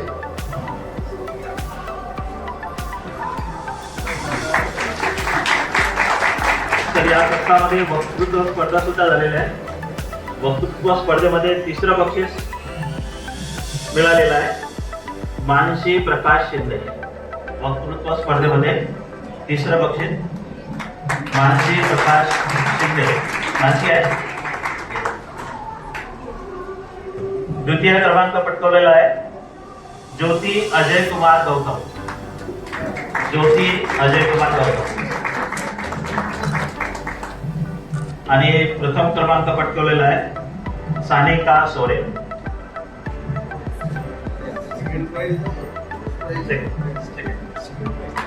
सानिका सोरे फर्स्ट.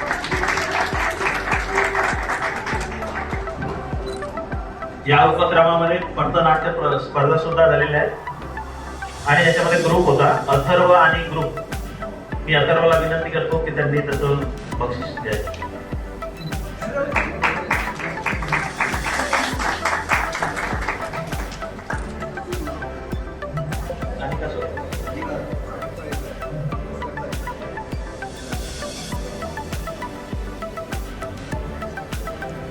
अथर्व आणि group.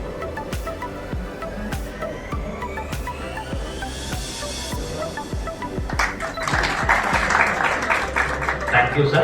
Thank you very much.